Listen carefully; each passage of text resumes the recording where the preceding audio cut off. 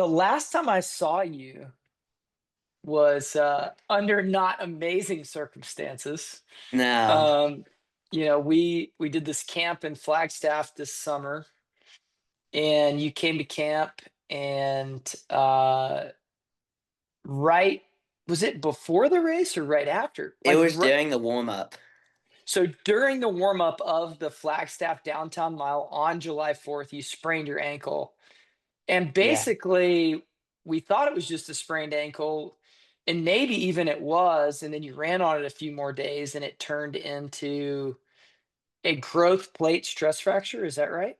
Yes, it is. So tell me about the recovery of that. Okay. And I was kicking myself because I was like, man, I wish we had just taken like 3 days off. Yeah. Well, so I think with the fracture, actually, I rolled it on a curb during the warm up, and I think that like led to a sprain. But I ended up running another like 7 miles that day. I think that really did it. Yep. 'Cause I woke up the Yep. next morning And it and was on fire. it was not in walking condition. So, Yeah.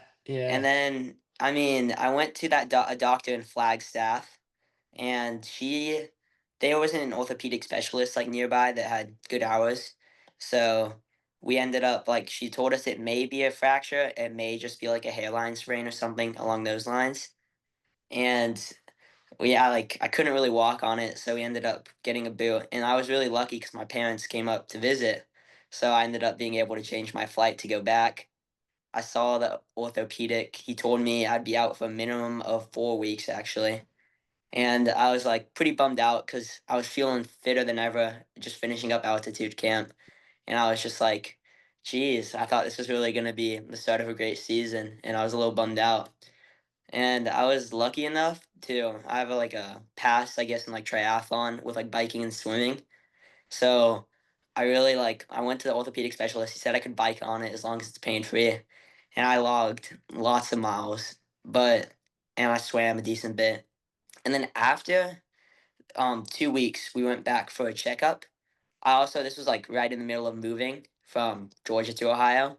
So it's like right before we were about to move. I went to the orthopedic specialist 2 weeks after the fracture, and he said, if it's pain free, you can try running on it. So I got really lucky, ended up running that same day, felt completely fine, and then slowly built up the mileage. I just moved like the day after I went to that doctor's appointment. So I started training with my new team, got dropped on first like 2 weeks of workouts, so it was pretty rough. But I think from an aerobic standpoint, I did a pretty good job of saving it. Man, I think you can save so much when you do cross training when you're Yeah. hurt. I've coached several athletes over the years where the most impressive one was a guy named Oscar Aguero. He Mhm. made the Olympic trials in 2012.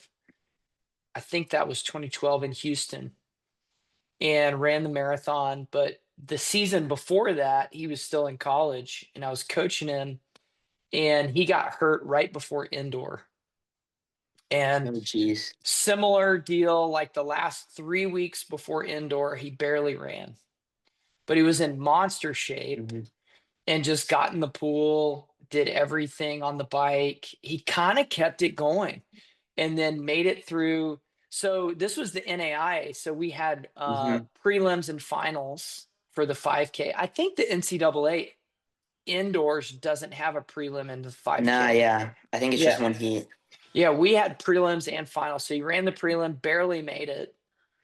And then he ran the final and ran like 14:18 and out leaned another guy for the win. Oh, that's crazy. And I was like, man, that was number one, incredible performance by an awesome athlete. Mhm. But also, that was one of the first times where I was like, wow, you really can be ultra fit. I think it's hard to I think it's hard to get in sharp race shape Mhm. with cross training.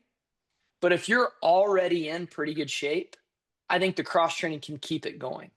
Yeah, I would definitely agree after I mean, I came back and like a week later, we went to like a training camp with my new team, just like a little 3-day camp up like in like a national park, a couple like out like an hour away maybe.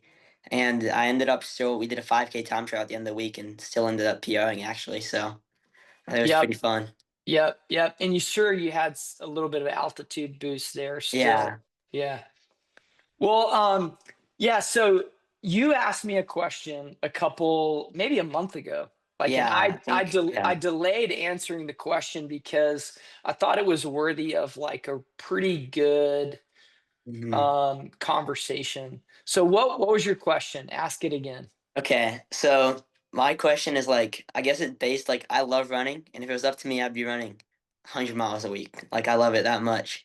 So I was wondering if like running more mileage affects an athlete. Like, let's say I start running like 80 miles a week. Would I peak earlier compared to if I like stay at like 50? Or like, how would you like play that, I guess? So I think first of all, kind of where I wanted to start the conversation Mhm. is it depends. Like, I think that's always the answer, right? Mhm. It depends on the person. It depends on what your history is, what you're training for. It depends on how you respond to mileage, right? Because certainly, like if you take Cooper Lukenhouse, is that his name? Did I say it right? Yeah. Yeah, Yeah. yeah. Okay. For some reason, when I said that, I was like, that doesn't sound right. But yeah, if you take that kid and you model your training after what he's doing, and everyone in the country did exactly the same thing he's doing, I think that would be a huge mistake, right? Because he's not Yeah. running a ton of miles. He's obviously a super talent, like a one, maybe you could argue a once in a lifetime talent. Yeah, I would say so. And on that point, I would say this also, he ran 143, right? Or was it I think 142? 142 high. 142 high. Yeah. Yeah. Um, I think what's interesting about that is number one, incredible talent, Mhm. unbelievable, like never been done before. His percentage of performance was like the best performance by a 16-year-old ever in any Jeez. sport, right? Like, I mean, it is Mhm. unbelievable what he did. But I think it's also the World Championships 800 was today, Yeah. and 142, everyone ran 142 or better in the final. Mhm. So I think that in the top three ran 141.89 or 0.78, point 0.8, and point Yeah. 0.9. And so when you look at the 800, like it is so talent heavy. Mhm. Like, and there's another 10 guys that probably could have run 142 or real close in the interchange of who could have been at the top. So I think one of the explanations of Cooper's success is there's so much talent in the 800, and running 142, there are way more people running 142 than there's been before. Yeah. So that's one thing. But like back to the mileage question, you can also look at do you know the Canadian guy Cam Levins? Have you ever I heard that do. name? I've Yeah. actually looked into his training in the past, like when he was at Southern Utah. Yeah. So Cam Levins would run 180, 150, and he'd be Mhm. on the regular. He was running 10 or 12 miles twice a day. Yeah. And so you look at Cam, and sometimes those guys burn out, right? They Mhm. disappear. He's still there. He was just racing Canadian half marathon championships and ran pretty good. And he's arguably the best Canadian marathoner ever. And now Rory Linkletter might be the best Canadian marathoner ever. He's challenging Yeah. that title. And he's running Chicago in a couple of weeks. And dude, I think he's gonna run 205. I think he's That in would be shape. crazy. So you take these two different ends of the spectrum, and I think the question is what can we learn from Mhm. doing less or doing more? And I always think about it in terms of what is the next step in your training? So if you've been running 60 miles a week for a year, Mhm. and you're trying to improve, I certainly would say let's get to 70 or let's get to 80. Or here's an alternate way to think of it, let's get to 70 plus 5 hours of cross training. And let's do some double threshold work like we did in Flagstaff, where you do a workout in the morning, you come back in the afternoon, and you hop on the elliptical, the bike, the stair mill, something, and you get or swim, Mhm. or you get some kind of aerobic stimulus to improve your fitness. So here's another thought that I've heard from a lot of Kenyans over the years with marathoning Mhm. that'll answer your question a little bit better. Um, Kipchoge and his group, they talk about not running too good of long runs too early in the marathon cycle, right? So the idea Mhm. is that if you hit amazing, amazing long runs too fast, like you'll accelerate your fitness and you'll be Mhm. a little bit ahead of yourself. And then it's hard to maintain that top level fitness. Okay. So I think if you think of that in terms of mileage and doing too much too young, I do think there's an element of that. I do think you can go too fast too soon. But I Yeah. think it's less about fear of volume and more about skipping steps. Mhm.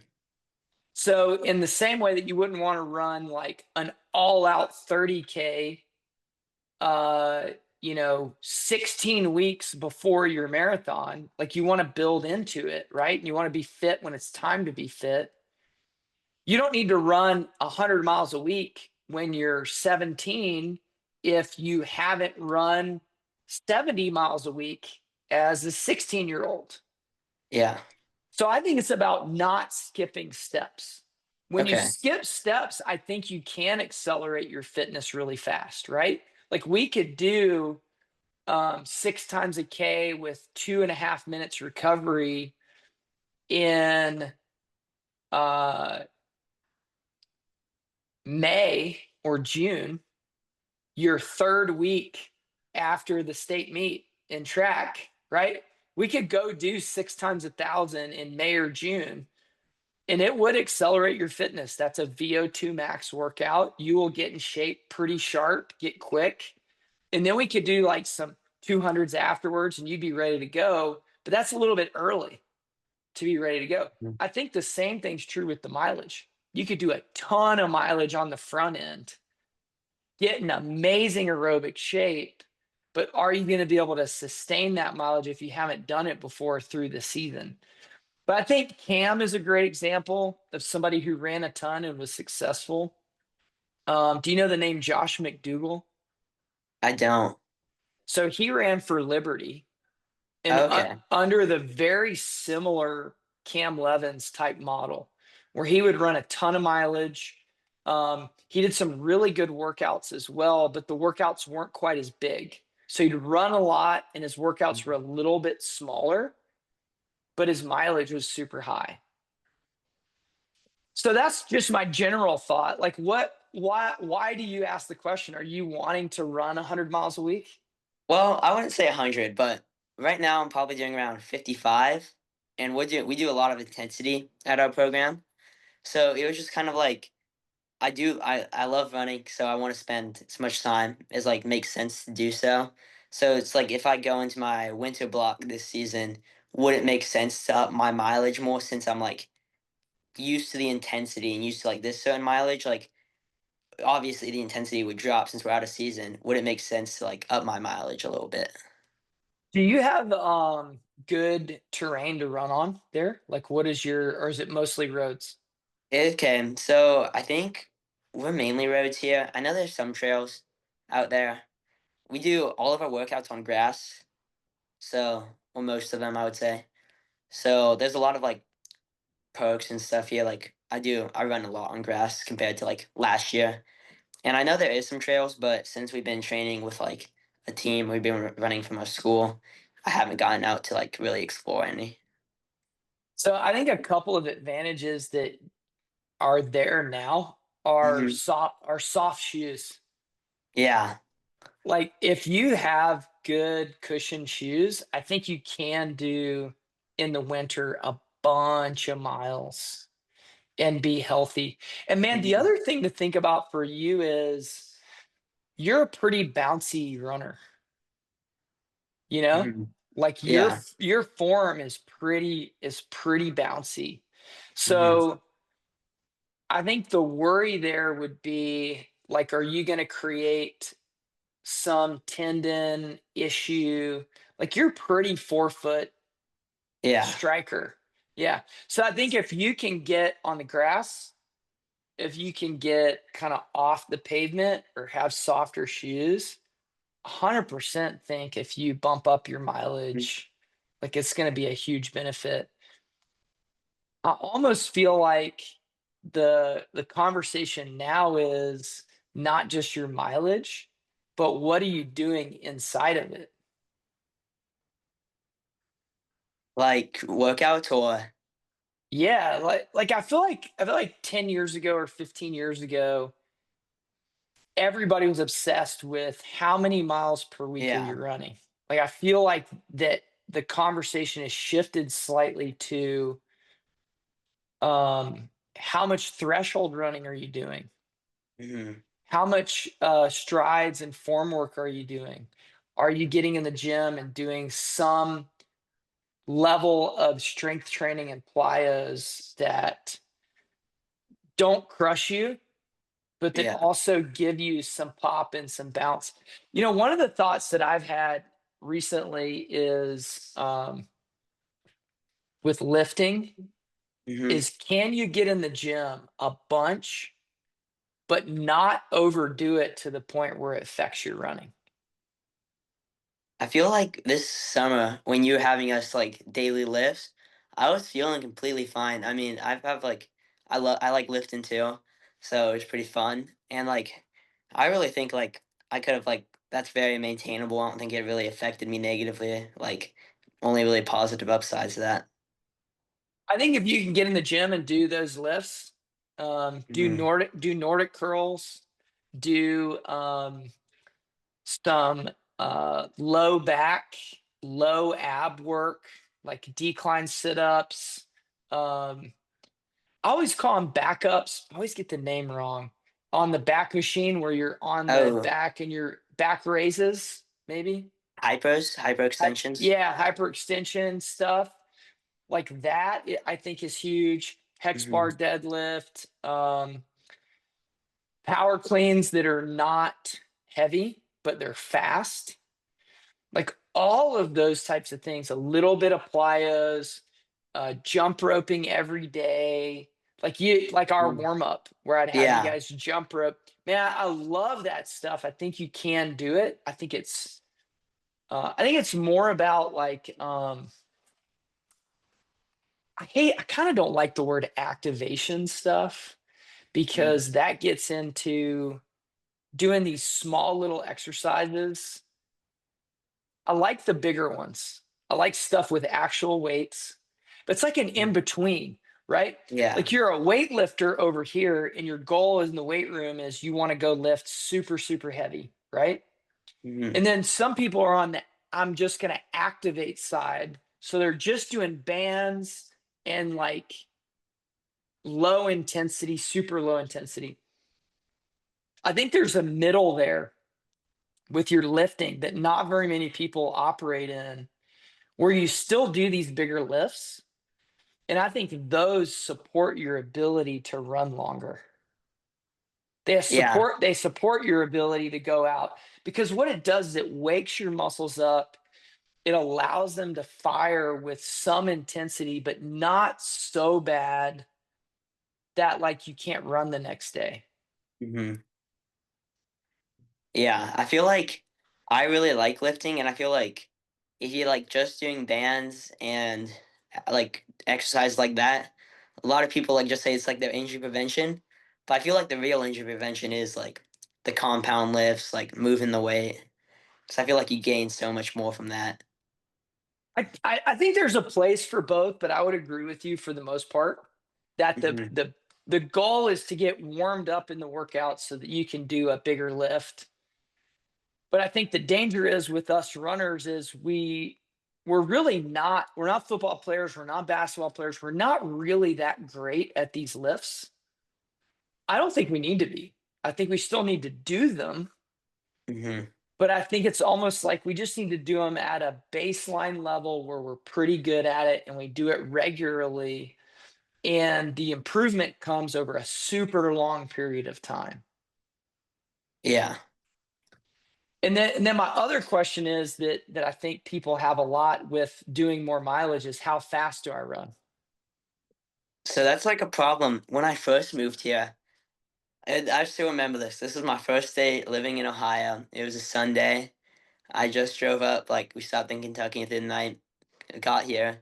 They invited me to a team long run they do on Sundays, and I just remember like first full week back from running, we start ripping 6:30s on the long run. I'm like, oh shoot, I get dropped, and it was pretty rough.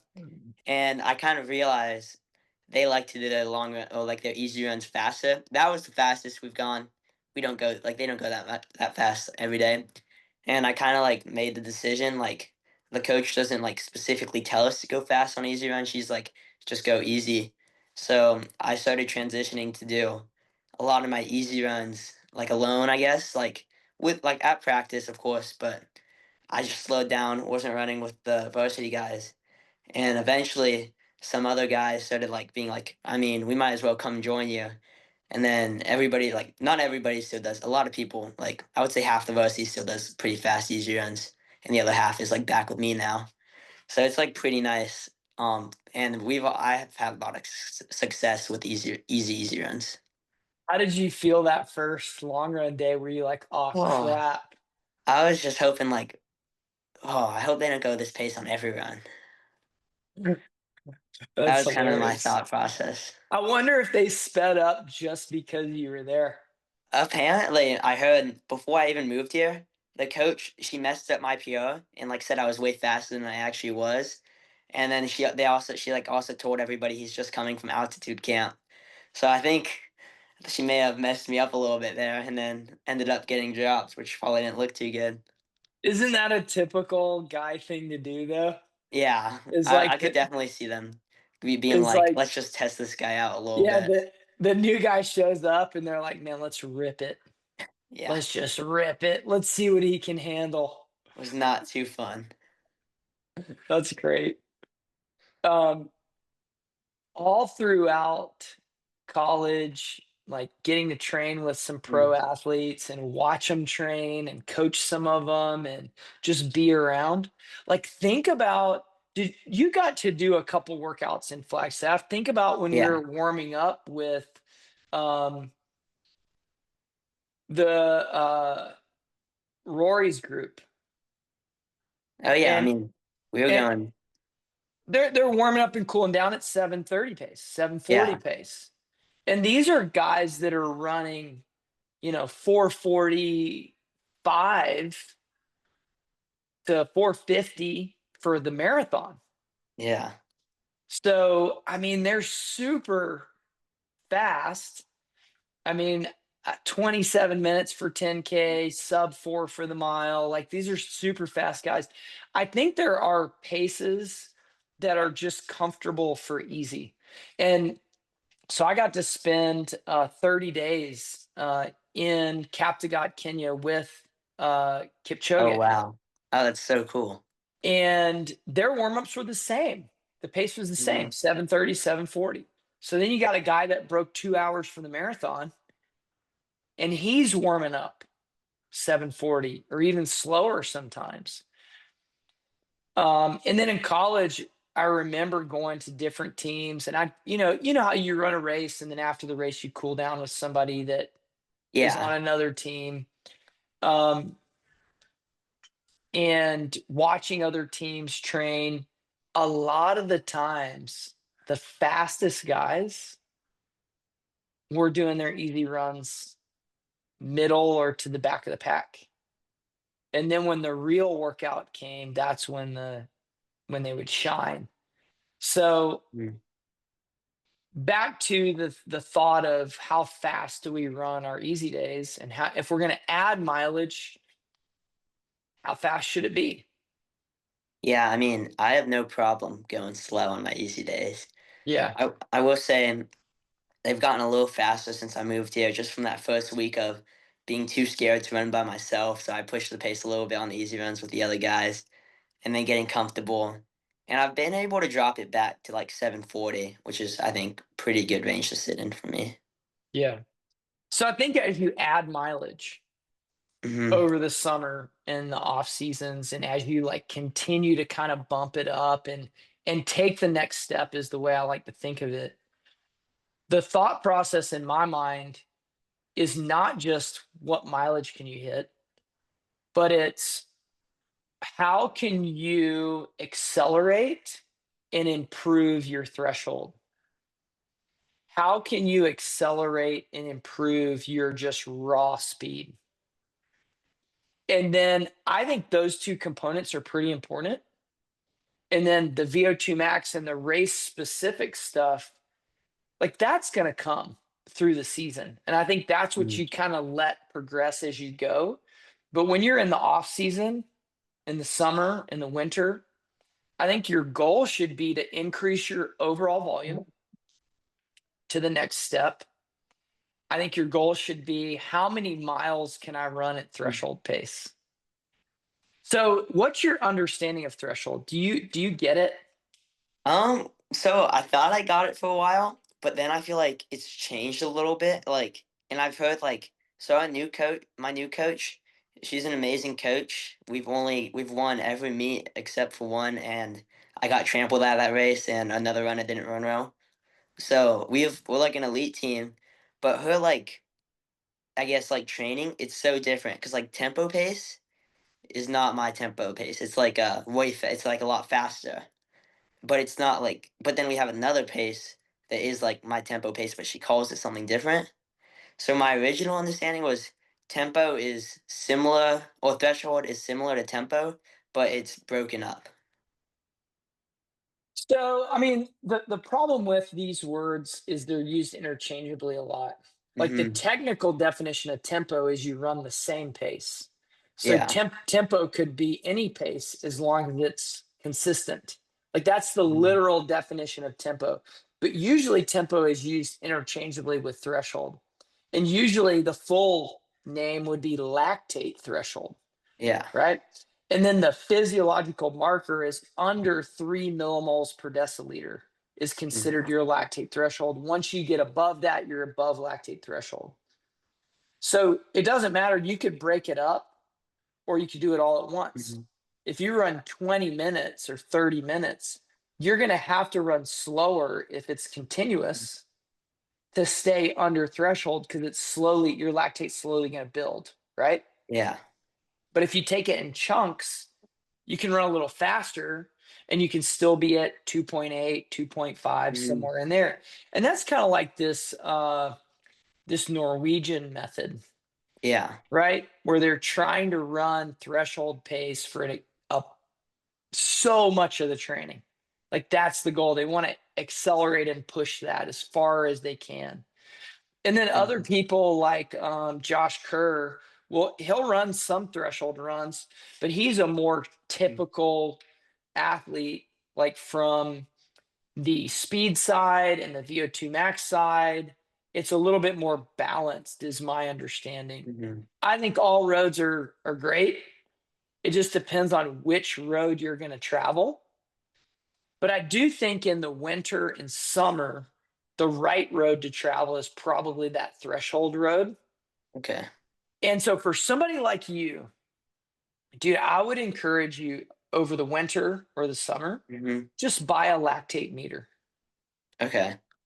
Like you are in the sport enough.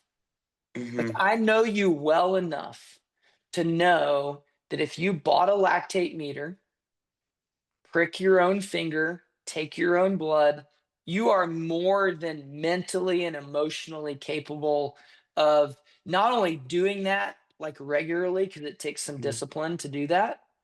But you're also smart enough to research it and understand it. Yeah. And that will take your knowledge of the sport to the next level. And Right. it's and you know what that does? That adds another component to your training where it's interesting to you. Yeah. Like, I think sometimes we need to ask the question, what would make this summer interesting to Christian? Mhm. Like, what would be exciting to experiment with? Because if you keep your mind engaged, like, you're going to be much better at the training Yeah. instead of just kind of like lackadaisically. Not saying that you're doing that, but Mhm. sometimes we all get a little bit bored and we need like an emotional uptick Yeah, and definitely. kick. So what do you think about trying that? I think I've been looking I looked into it in the past, and I was like, I don't know, I don't have much of a guide, like, I would, like, need to, like, look more into it, and I've definitely, like, reconsidered it. I've looked back at it, like, 5 different times, so I would definitely think, like, doing something like lactic threshold testing would definitely be pretty fun to me, just Uh, because it you you would like, thrive. I'm You a would big running thrive in nerd, it. so I would love Yeah, it. yeah. No, I would, and I mean there is an expense there, Mhm. but once you learn, you'll see like Ingebrigtsen testing a bunch of times, but he doesn't test every workout. Yeah. Like I've seen workouts where they don't test every single one or every single run. But it is fun to do like a check-in and see where you're at, see where your levels are at, and be almost like a third party observer of yourself Mhm. where you just observe and you see where your levels are at and you see what happens when you speed up and you see what happens when you slow down and you see what the ranges are considered. Another guy to read who's the real father of lactate threshold testing, Right. his name's Marius Bakken, Okay. so you can look him up. And like Mhm. everybody gives credit to the Ingebrigtsen method, but like I was reading Marius Bakken in like the early 2000s, like way before Ingebrigtsen. I don't even know what year he was born. He might not even been.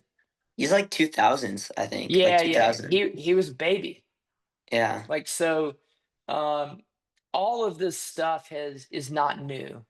Like it's pretty well understood years and years ago, and he Mhm. just made it popular because he dug in deeper into the Mhm. threshold side, which I do think is valid. So I think that would be the question that I would challenge you with over the summer and the winter is don't get so enamored with the mileage number. Mhm. I would almost create a metric and say how many kilometers of threshold work can you do per week? Like I like that metric better. Like Yeah. when someone tells me they're doing 80 miles a week, I'm like, okay, cool. That's great. Mhm. Um, what's your volume? What's your workout volume?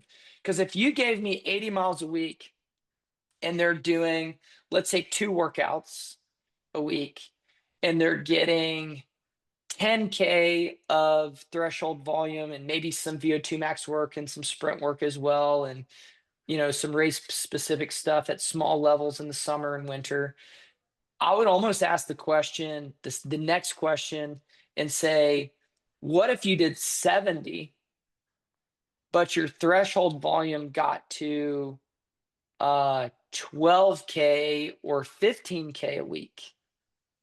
And so you've got 9 miles a week of threshold volume split into a couple workouts.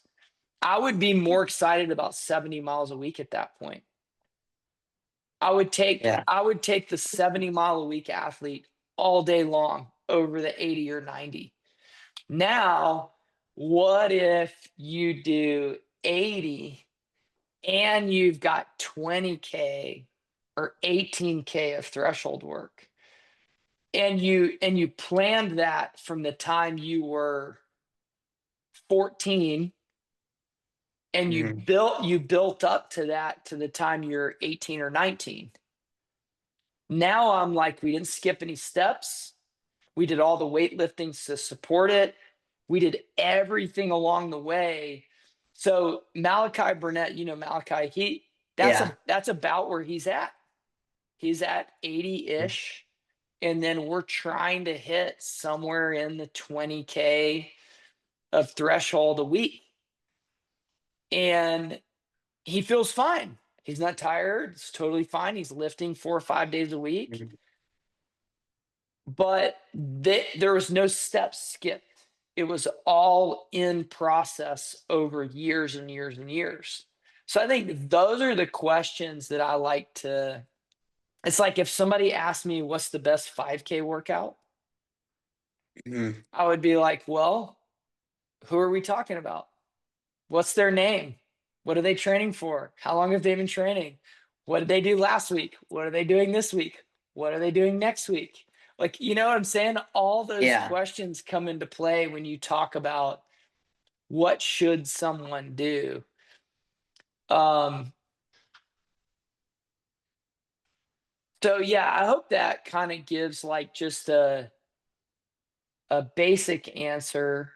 Mhm. I don't think you're going to stunt your progression to Okay. answer your question with more mileage. I don't think so. Mhm. As long as you've done the previous mileage. Yeah. I think when people stunt it is when they go from 50 miles a week and then they read something on Instagram that a kid is doing 110. And I've seen this happen a ton with high school kids where they get it in their mind, well, I got to do 110. Yeah. And you're like, dude, you didn't do 60 yet. Like, why are you Yeah. doing Definitely. 110? Like, let's not skip the steps. So I think that's the litmus test. But I mean, who wants to hear that? Like, everybody wants to get to the finish of the step before they do the step before, right? Yeah. Yeah. I know you don't. I know you Yeah. want to do the steps properly, which is why you're asking. But I would Mhm. say that, like, a lot of people, a lot of people do not want to go through all the steps. Yeah, definitely. Because like I know like I could hop on 100-mile weeks right now. I would improve, no doubt about that. Or I could get injured. I wouldn't like keep progressing then. So it's just kind of like this weird in between where you got to slowly progress to get to the finish line as fast as So, possible. so I've got this great story. I love telling it. I coached Jared Carson from the time he was like 18 or 19, all the way to when he was 36. So I coached one person for 18 years. It might have been a Mhm. little bit longer than that. So in 2020, he made the Olympic trials in the marathon. He ran 2:16 at CIM and made the Jeez. trials. Um, what's really interesting about that is I was standing there when somebody was asking him, how'd you do it? Like, tell me how to get there. Mhm. So he ran 4:32 for the mile in high school. And then he ended up running like 5:16 average for the marathon, something like that, 5:19, 5:16 average. So they asked him, how'd you do it? And he was like, well, it was just 15 years of hard work. It's pretty funny. Isn't that great? That's awesome. That's Yeah. a great answer. So when I was training like full time and really running well, Mhm. my best race I ran 29:43 for 10K on the roads at the US 10K championships and got ninth. Jeez. And I got all these phone calls from people and they were like, man, what's the secret? What's the secret? Tell me, tell me, tell me. And that was only like a 17-second PR or something like that, or Mhm. 20-second PR. So which for 10K is not enormous, right? Yeah. That's a pretty solid PR, but it's not like unbelievable. Mhm. But the thing is, these people had missed the previous year where I ran 30:10, and the previous year for that where I ran 30:40, And the previous year from that where I ran 30:50, and the previous year with that where I ran 31:10. Yeah. So it was like there was nothing. Like I never PR'd in anything by more than 15 or 18 seconds. Mhm. But it's interesting, like human nature, we want to skip steps. Yeah. Like I want to skip steps to the end all the time with stuff, but it just is I I don't think it's possible. There's no get rich quick scheme. Mhm. There's no overnight successes.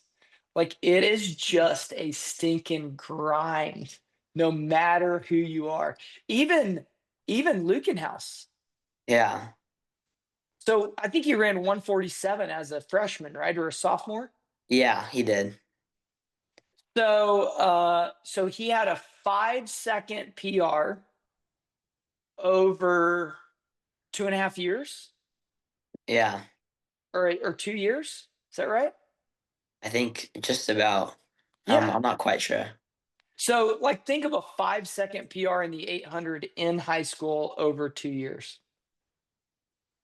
It's Solid. pretty Yeah. normal, right? Like you should be able to PR by a second or two every year in high school. Yeah. Yeah. So I just think everything's a grind. Everything's Yeah. always been a grind for me. Like I've never Mhm. had like huge breakthroughs. So I mean, I hope that's like kind of good news because some people hope for the big breakthrough, but sometimes it's good to hear, hey, there's not going to be one. Just chip Yeah. away. Just chip away at it every single time. Yeah. So I actually have another I have a question. How so I know I'm an aerobic guy. Like I always have been, even since I started running. I know my talents are more aerobically based. So in college, I'm kind of already pretty mindset of I want to go race the 10K on the track. I want to race the 10K on the cross, like all of that. Should my training now reflect that future goal kind of being a 10K guy, or how would you approach that? Yeah, so you said your team was doing some more intense workouts. Give me a couple examples of what you guys are doing. Okay, so so my coach doesn't like it being too public, but I mean we do stimulus daily. Like we do a some kind of stimulus with every run except for a Sunday long run. And we do a lot of one work like our first workout of the week will typically be speed or race specific stuff. Early in the year it was like hills. Now as we kind of progressed, it's more race specific work. And then the next day is or the next workout is some tempo, but it's a pretty quick tempo pace. A It's little faster. Yeah. 10 to 15 seconds faster. Oh, I mean slower than 5K pace compared to Okay. th- 30 seconds or something like So that. that's closer to 10K race pace. Yeah. Yeah. So here would be my suggestion if your coach is open to this. Hmm. I think there's two ways that I would add volume to your workouts. One way that I love is 20 minutes steady before the workout. So I do Okay. that a lot with my athletes, and I try to do Uh-huh. it all year round. I put it in regularly. So here's what that would look like. So you do your 20-minute warm up, you do your strides, you do your drills, you're ready to run the workout. But Hmm. instead of doing 6 or 8 times a K at 5K race pace with 2.5 minutes recovery or 800s or whatever it is, first you do 20 minutes at 550 pace, right? Very Yeah. manageable, right? You could Yeah. do that. You could do that all day long. Hmm. Then you take a 5-minute break, then you do the workout. Okay. Or you take a short break, 1 or 2 minutes, and you start your Hmm. first. Here's what happens when you do that: you get a really nice warm up, you get more volume, you get more aerobic stimulus. It's probably for you, 550 is right in between zone two and zone three. So it's right in Yeah. between like this highly aerobic and what I would call true threshold. which would be Mhm. under 3 millimoles. So you're probably at 1.5 or 2 millimoles in this 550, right? Yeah. Then you take a minute break. Then you do your first 1,000 at 5K race pace. That first 1,000 is hard. Yeah. But what happens is after you take that second break of 2.5 minutes or 2 minutes, that next 1,000 gets easier and you slowly get like a little bit more recovery built up and you feel Okay. really good. So the second way, this is less preferred, but I like it Mm. as well. Like if you had to rank these two things to add volume to an already intense workout, the second thing I would do is make your cool down at 6:10 pace. So you finish the workout and Mhm. you immediately like, so think of it this way. So if you're on like a graph, right? Mhm. And you warm up and then you cool down, like your effort and heart rate. So you warm up, you cool down, and then you do these intervals that look like wavy, right? You're warming up, you're Yeah. cooling down, but it's slowly climbing in intensity. So let's say your last rep is decently high intensity, the highest of the day. Mhm. Instead of just dropping all the way down to cool down, like all you're doing is you're taking that high intensity and you're just letting it kind of fall slowly, Okay. Yeah. right? Right? Yeah. So your warm-up's not hard. You're not running hard. And I got this from Sebastian Coe. He was the world record holder for the 800 meters for a long time. There's a great book called Better Training for Distance Runners that him and his dad wrote, and another guy named David Martin, who was one of my professors at Georgia State. Oh, wow. So super cool. Got to meet him, hang out with him. I was actually uh, on the USA track and field chair with him for a little while, but he's Oh, that's passed away. crazy. He was an old guy when I was young. Mhm. But so Seb Coe would run his workout. He was the 800-meter guy, and he would do something similar. No matter what the workout was, they tried to run two 90-second laps after the workout. So he'd be running like 52s Yeah. for 400s. And then that last 52, he would run two 90-second laps. And that would be the start of his cool down. Then he'd change shoes and Okay. then cool down. So it's this idea of building up, staying up, and then slowly letting it wind down. And you get Mhm. a benefit from that. You would think so, right? You'd get a Yeah. little bit extra aerobic benefit. And for a 10K guy, that's a great way to just add time on feet that is Mhm. somewhat specific to what you're doing without just continuing to bang out thousands, right? There's a Yeah. limit. There's a limit to how many of those you can do. There's virtually no limit of this zone Yeah. two or zone 2.5. And then the other benefit there is if you ever do run the marathon, Uh-huh. you're building up your life volume of marathon pace running. Yeah. So there's another guy, Adrian, who runs for Hoka. Mhm. I forget his last name. He's from, I Is think it he's from, like Wild I Shoot or think so. something? Yeah, he's from South Africa. I'm Yeah. pretty sure. Yeah. So I saw him in Flagstaff this summer, um, and asked his coach, Jared, I think his name's Jared. I can't remember. Super nice guy. The Hoka coach is great. Yeah. We had some great conversations. But Mhm. he was doing that. He was winding it back down. Okay. Like the idea of you're already up here with your intensity. Let's not just stop it. Mhm. Let's use that. Because think about it. When you finish that workout, man, all your energy systems are going, Yeah. right? Your aerobic energy system, all your delivery systems for fuel, man, they're rocking. So Mhm. why not just let it wind down and get some benefit from the fact that you're already warmed up? Right. So I think if you asked your coach and said, "Hey, do you care if when I finish this workout, I get right into my cool down and I let my cool down be kind of a pseudo part of my workout?" they might be a little less hesitant, a little more hesitant to allow you to do something before, because then Yeah. that delays everyone's workout, which I get Yeah. it. As a coach, that would be somewhat annoying.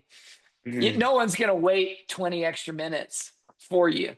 But Yeah. in the summer, if you're on your own, you certainly could do an extended warm up, and you could Okay. do 2 miles at 740 pace, strides drills, do 2 more miles at 6 minute pace.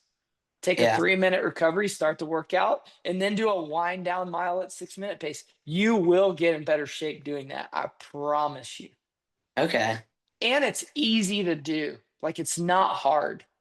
It's not hard to Mhm. add. So that'd be my advice. If you can do that, I would almost prioritize that over a long run. Okay. Like, you can build your long run for sure, but I'd prioritize that for getting used to running 10K more than anything Mhm. else. If you could do it once a week, that's plenty. You don't have to do it every workout. Okay. Yeah. What do you think about that? Does that sound That pretty sounds pretty exciting? fun. Yeah, I would be definitely down to try that. Yeah. And then I also have this is like kind of a question that's been on my head lately. So my dream is like I would love to go pro in running. That's like lifelong goal. Like I'm like willing to sacrifice more or less like anything to like get there. Like put in like all the time possible. But right now I'm in a position where like college recruitment's like insane with NIL deals and like stuff. So like how would you recommend like navigating like so I want to go pro, but there's it's very realistic and a high possibility like I'm not going to be fast enough out of high school to like get recruited to like a top program like UNC, Colorado, NAU, or like something like that. So I guess one thing I would say that I've noticed recently Mhm. is a lot of talented athletes are getting chewed up and spit out by the NCAA Division One. Yeah. I would be a guy that planned on going Division 2 or Division 3, Mhm. and go somewhere where you're not the best on the team, but you're in the top 3. Okay. Like, find somewhere that you're going to get attention and you can develop. Because what I keep seeing with these high school kids right now is they're just on the cusp of being good, and they Mm. go to a D1 program, and maybe they ran, I don't know, 420 or 418 or 415 for the mile, Yeah. and they're the 17th or 15th guy on the team, which I don't even know if Mm. that's a possibility anymore with roster I limitations think now. the limit is 17 now for Yeah. cross. Yeah, it's something like that where they're at the bottom of the barrel. Yeah. Those guys, they're excited to go to a big school. They're excited to have Mhm. that, that name. Man, look at Yeah. me. I got that jersey. I got that name. But then they get no attention and they don't develop. Yeah.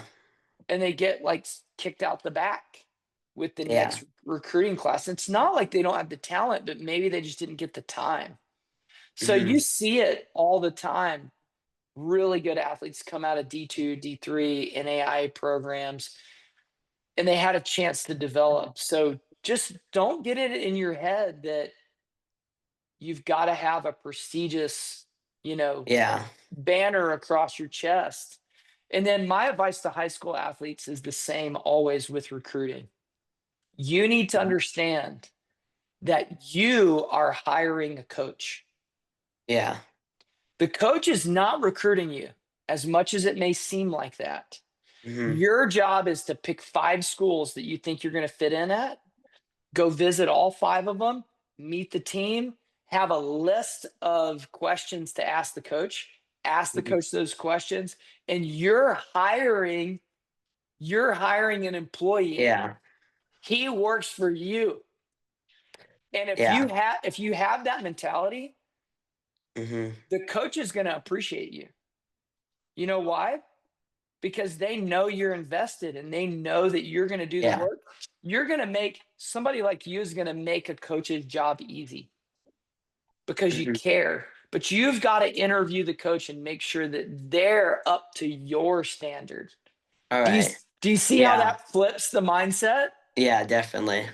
Like, if you go in thinking, "I Yeah, gotta definitely. impress this coach," I think that's just the wrong mindset, man. I think it's just the wrong mindset. Mhm. You're gonna spend 4 years with them. Yeah. Once you're gone, they're still there. Yeah. You're hiring them for a 4-year contract to be your coach. So if you wanna be a pro, start thinking like one now. Yeah. Think if you were a pro athlete, you're not Mhm. waiting for a coach to recruit you. Yeah. You're gonna go interview these coaches and find out if you like them. Yeah. Do it in high school. Figure it out. See if you like them. Have a bunch of questions. Don't go in there and let them grill you. Mhm. You have your legal pad out. Yeah. And you ask them 30 questions. Hey, how much threshold volume do you guys do? How would you develop me from here to here, knowing I'm aerobic athlete? What opportunities would I get to race right now? What do you Yeah. see as the future of your team? What are your core values as a team? What do you like about your current team? Like everything Mhm. you can think of, that coach will be like, man, I gotta have this kid. Okay. So, I was thinking, like, recently I decided even like, let's say I get down to, like, 15 flat maybe in the 5K my senior year, hopefully sub 15. I think that's, like, a pretty solid, senior year goal. But, like, I decided even if I'm in a position, like, I don't wanna go to, like, UNC or, like, Wake Forest or, like, one of those top programs because I know, like, they get all the international recruits, and they just, like, either you make it or you don't. Yep, yep, So yep. I was And at that Mhm. level, that's what I'm talking about. You'll get kicked out the back if you have a bad Yeah, season. yeah. So right now, like, I started making a list of colleges just because, like, I really wanna get ahead of the game, like, I wanna be able to go to, like, the college that suits me best, not, like, not be able to go to that college just because, like, I started late. So, I'm probably, like, a little early even, but right now, I mean, it's mainly, like, mid-majors and D2s, Yep, and I think that's super yeah, smart. Yeah. so that's kinda been my Well, thought process. and then the other advice I give high school athletes is this: Mhm. you need to go to a school that if you didn't run, you would still love being there. Okay. Because the reality is you're going to run 2, 3, maybe you train 4 or 5 hours a day at the most some days if Uh-huh. you're running twice and lifting. But guess what? You got to be there the other 20 to 21 Yeah. hours a day or 19 hours a day. You got to sleep there. That's where you're going to live. Yeah. So pick somewhere that you want to be when you're not training and Mhm. people you want to be around when you're not training. You're basically committing your life to that city and that area. So you better find, if it's a hobby that you like, or Mhm. a church that you want to attend, or whatever it is, you gotta be happy with it. Yeah. Because there's always this scenario that, I mean, I would hate this to happen, but there's always a scenario you break your leg and you don't run for a year and a half. Yeah, that's true. So you might as well be happy while you're not running. Yeah. And then furthermore, you need a degree program that sets you up for what you want to do as a career. Mhm. Like, so think about those things almost as the primary. Okay. Yeah. Yeah. Not That's just the school, not just the school. yeah. Alright. Running. Yeah. So, well, Well, sweet, man. yeah. What else you got? Any other questions? Um, I Thoughts? don't I don't think so too much, yeah. I don't think anything crazy is really going through W- my mind. So tell me, how has the move been? It That's a big move. yeah, I mean, it's been a lot. I'm gonna be honest, like, I miss Georgia. I thought, like, we live, like, farmland everywhere, just a bunch of cornfields. So it's a pretty big change from living 20 minutes away from Atlanta. Yep. But I love being by my family. My grandparents live here, my aunt lives here, and like the rest of my family lives in Pennsylvania pretty much, which is like 2 hours away. And I think it's been really nice, like Me and my grandpa, we play disc golf every weekend, which I love. Really, Cool. like, disc golf's one of my favorite hobbies, so it's pretty That's nice to, awesome. like, get to play with him. And then my aunt well, my cousin just had a baby little bit ago, so it's been really nice, like, helping take care of her and, like, just spending time with, like, family because we have family in Georgia, but it was, like, second cousins and, like, things along those Yeah. lines. Yeah. And Yeah. then I will say, like, I've gone to a private Christian school my whole life, and there's no really options here, so I always just went to the public school, and it's been, like, an interesting transition.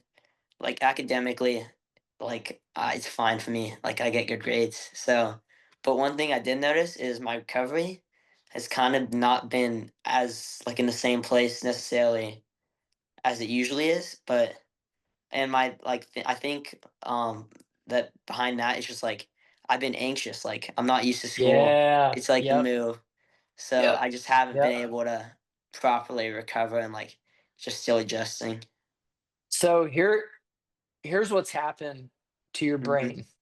So my wife and I, when we got married, we moved a bunch of times in our mhm. first like 7 years of marriage. Even to the point where I would drive to the wrong house. Oh, jeez. Like, I didn't know where I was like, "Oh, crap, where do I live again?"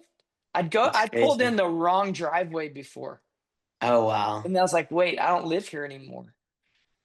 That's And I insane. realized something during that transition period and, like, switching jobs when I was Mhm. younger.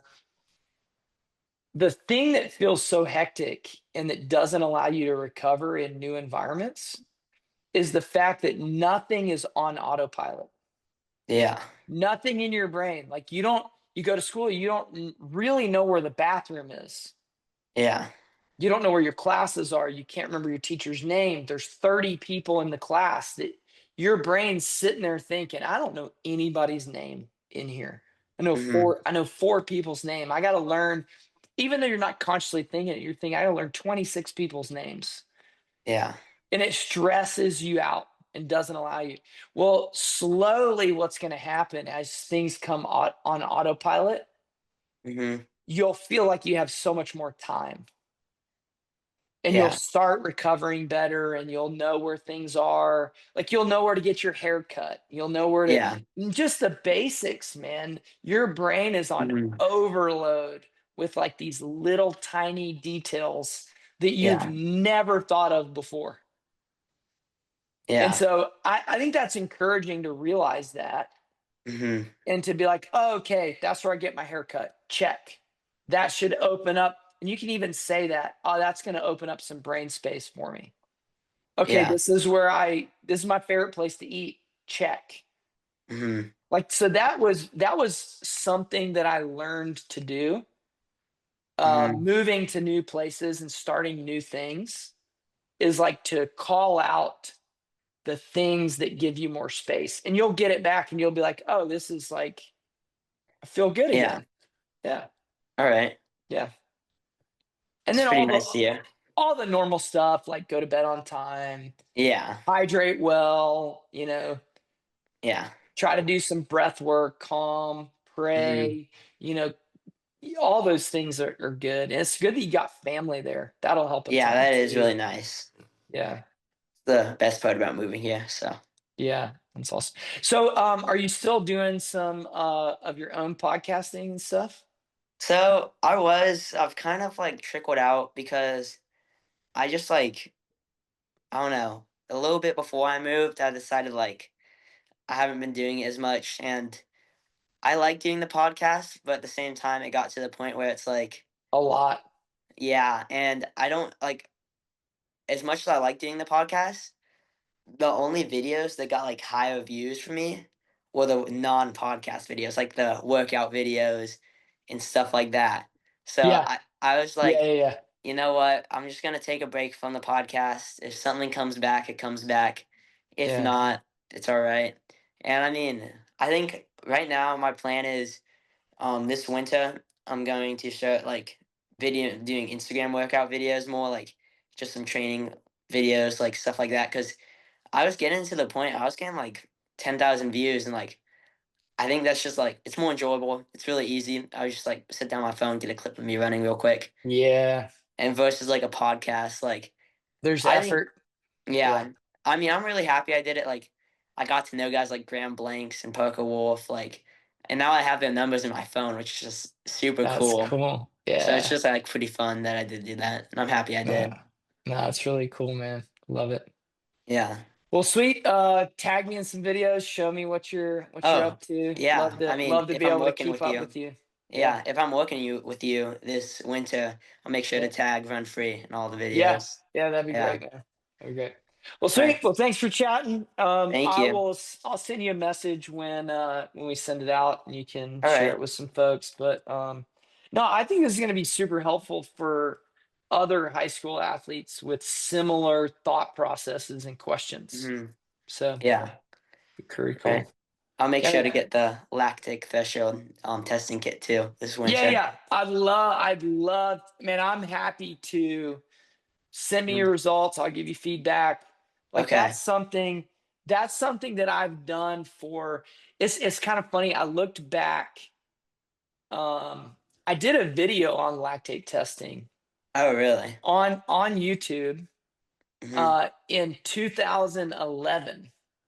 Jeez. And I had been doing lactate testing on myself way before that. And so it's been like a super long time. And the way I got started on it was Marius Bakken. Okay. I was reading his stuff in the Yeah. early 2000s, and I was like a super fan of his. And I'd read everything that he put out, and I just did what he said.